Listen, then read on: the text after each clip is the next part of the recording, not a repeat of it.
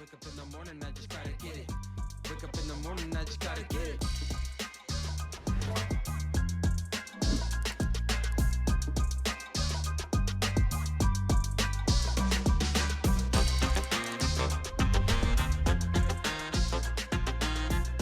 All right, welcome everyone to the Schoology Learning podcast. Thanks for joining us. This is the podcast where we talk about some things we're hearing out in the world about education, as well as some tips and tricks about our favorite platform, which is, of course, Schoology. My name is Kellie Adie, and I'm joined by my colleague, Ericka Waterman. Hey, Kellie. I'm so excited for us to take this time. I just remember how fun it was when I was teaching to take the lunchtime or, any little break that we had and just kind of talk with colleagues. So hopefully everyone can join us and just get a little chit chat about education and Schoology while they're at it. Yeah, so let's get started. Well, Ericka, have an interesting topic to bring to the table today. I feel like you always have interesting topics, Kellie. That's like trying the to beauty get you of to talking say, with you. that's what I was trying to get you to say. They're all interesting. This one's especially interesting to me, though, because it's related to the ISTE conference that we're going to be supporting. I'm not, depending on when people listen, this could be really relevant time-wise or later, but we were asked to take part in a roundtable conversation, and one of the topics that they asked us to dive into, and this is really to get feedback from, teachers, practitioners, coaches, those that are instructional leaders with technology, about standards aligned workflows. And given like all the work that we're doing to try to meet the needs around standards alignment, I thought that'd be something kind of good to talk about because it does come up a lot, but it's something that I think continues to be a challenge in our space, not just at PowerSchool, but just like in education in general. It's kind of a thorny issue. I would 100% agree with that. And so I think that's a fantastic topic. And like you said, very timely with ISTE happening. And I think what's even better is we were able to bring in our own, what we consider the standards expert. Kristen Morton is in our product organization here at PowerSchool. We love working with Kristen. But yeah, Kristen, welcome. I just refer to you always as the standards guru. I don't know if that's a title that you consider yourself as having, but we're excited to have you here and talk about this. Thanks so much for having me. I've heard the standards queen before, but I like the standards guru as well. All right. Yeah, no, that also fits. Definitely fits. So yeah, standards, benchmarks. Do you know, I feel like everybody has like different words for them. Do you know what I mean? Like, is that, Kellie, I don't know if that's going to be part of your conversation, but I feel like there's always like these, depending on the area that you're in or who you're talking to, the vocab term can change. Yes. Yeah, even in our solutions, I feel like when I first started using Schoology, they were learning objectives. And then then there was also groups that are like, well, can we rename those to learning targets? And like, what? Or like those all kind of have nuances about what they actually mean, but people use them interchangeably. So yeah. Yeah, it definitely gets muddied there. Kristen, have you run into that at all? Where like, the muddy waters with the terminology? Oh, absolutely. Within our products, and then too within published standards frameworks, some places call them knowledge and skills, some call them competencies. And then you have your different levels of standards, substandards, indicators, components, exemplars, just all kinds of terminology. And as a former teacher, I taught in Tennessee for 7 years, and the standards were the state published standards. And then learning objectives is what we derived from the standards and taught in our classroom. But I've definitely seen objectives and targets used to mean the standards themselves. Yeah, just clear as mud. Just clear as mud, for sure. So maybe we should start off with, Kellie, like having Kristen explain a little bit about what she's been doing with standards in our PowerSchool realm. I think that'd be beneficial for our listeners to kind of understand what she's been working on. Absolutely. That sounds great. So I joined PowerSchool, I guess 4 years ago at this point. And pretty soon after joining, I started working on a product that we were calling Learning Standards Management at the time. And the idea with learning standards management was to support standards grade passback between Performance Matters and our SIS product. And this was a huge learning experience and my first foray into the world of nothing is standard about learning standards. We learned very quickly that those two products, just two products in our ecosystem, stored standards in very different ways. That the way that Performance Matters was getting its standards kind of not directly from state DOEs. We can talk about that in just a second, but the way that state DOEs publish and organize their standards with, like a content area at the top, and then they organize by grade level, and then maybe domain or strand, and then standards, was very different than the way people organize them in the SIS, where you're really focused on publishing report cards. And so you want your standards to be organized by grade level first, and then content area. And you may or may not want those strands or domains because it would impact how your standards roll up and your reporting. And then too, we got into custom standards where in Performance Matters, you have these official state published standards, but then our customers in the SIS have always had to provide their own. So they've customized standards to be student or parent-friendly language, or they use one field for the English version and they use one field for the Spanish version to print their report cards bilingually. So my first foray into learning standards interoperability, or being able to communicate about standards across two products, was a hard lesson to learn. Like, the approach that we took just didn't work very well. And so we kind of went back to the drawing board and also shifted gears to think about a more universal approach that would meet the needs of more PowerSchool products. So we weren't just talking about Performance Matters to SIS anymore.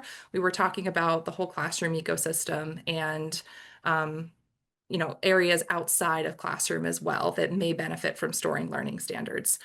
So at that point, when we stepped back, we wanted a more flexible approach, and we looked at both the user experience and the way that other products stored standards.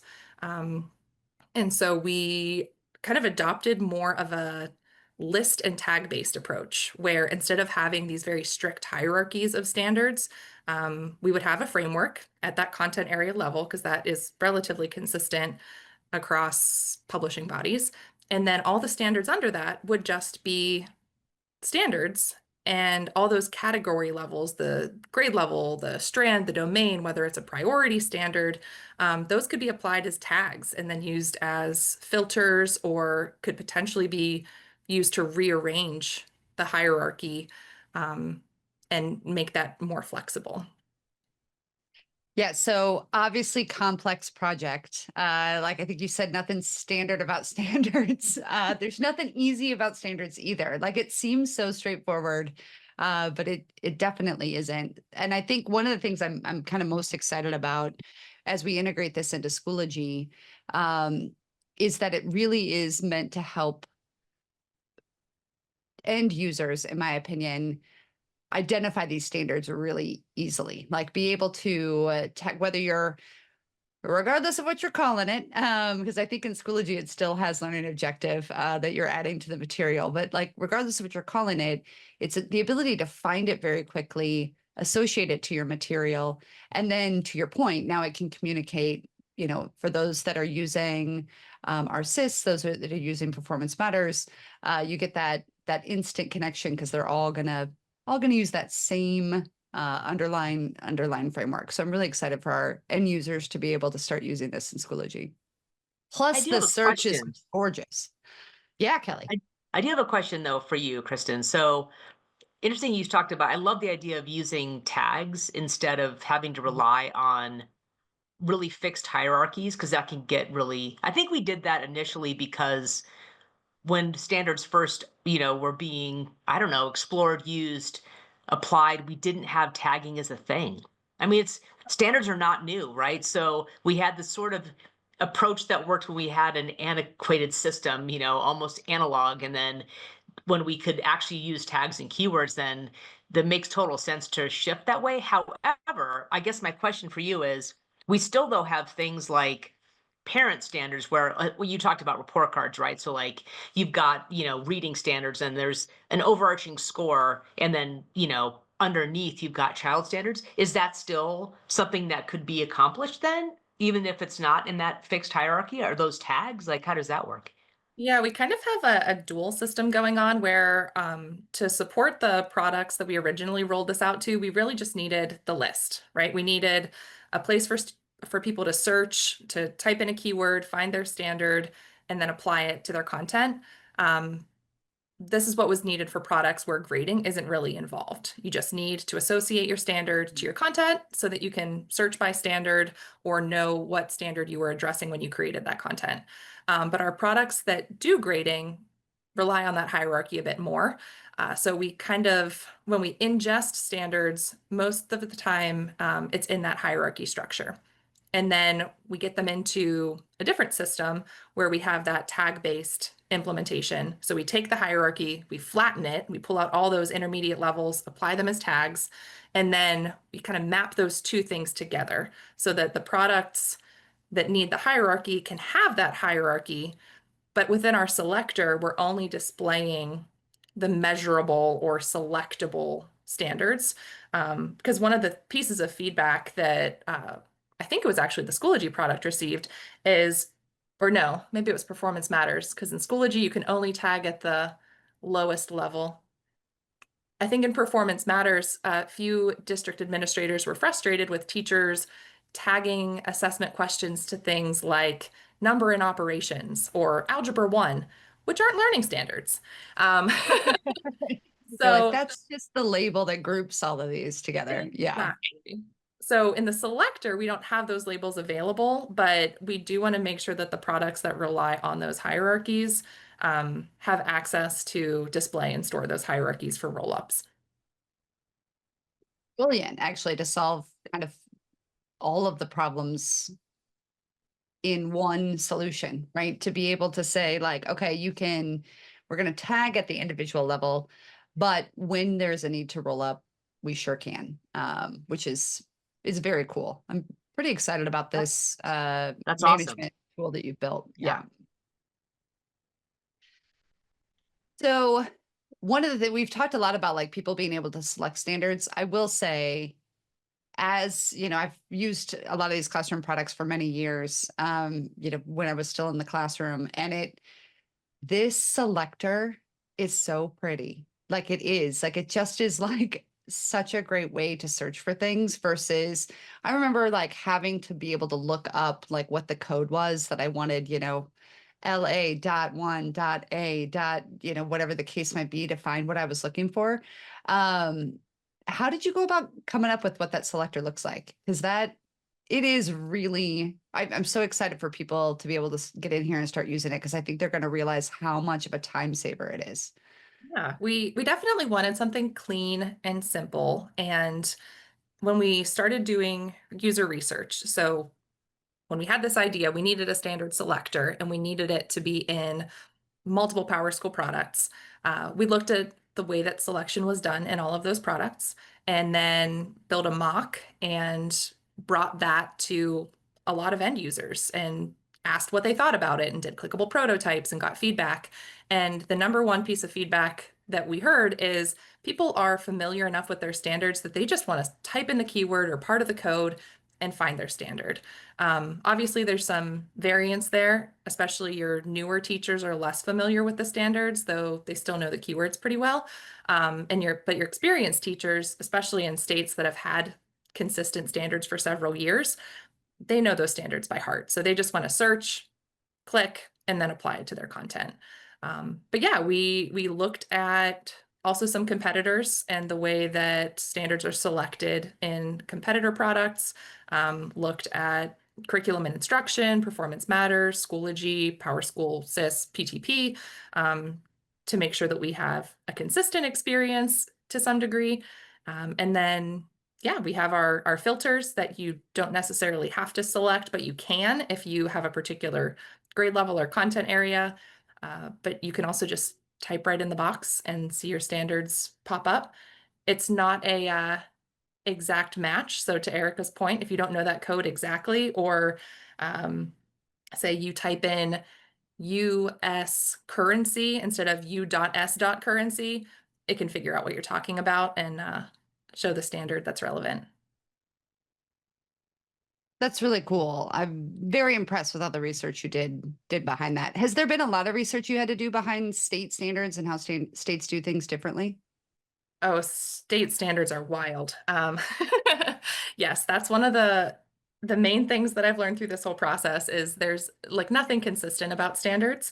When I started teaching in 2011, I taught in Tennessee, and we had just introduced the Common Core standards. And so my first introduction to learning standards was kind of a mess where we had Tennessee state standards, we're transitioning to Common Core standards. And then eventually we transitioned away from Common Core standards. So when I taught for 7 years, we had 5 different versions of standardized tests that all taught different standards because the standards were constantly changing. And in this role, I have an even greater appreciation for that because I see similar things happening across multiple states, or really all of the states. You have some states that adopt national standards outright. You have some states that make minor tweaks. You have some states that have never adopted things like Common Core, and so they've always had their own unique learning standards. And then 2, you may see consistency with like English language arts across all 50 states, but kind of going back to like those names of competency versus standard versus learning objective, those category levels like strands and domains also vary by content area. So you don't have strands or domains necessarily in world language education or in like health and PE. You have different organizing terms, and those originate from different like national or international bodies and then get adopted in some degree by states. And then even districts have their own customizations of standards that they prefer. So yeah, it just builds and builds. And now we have CTE growing in the mix. And I will say CTE is wonderful. I think it's incredible that we're getting high school students, especially this career and technical experience early.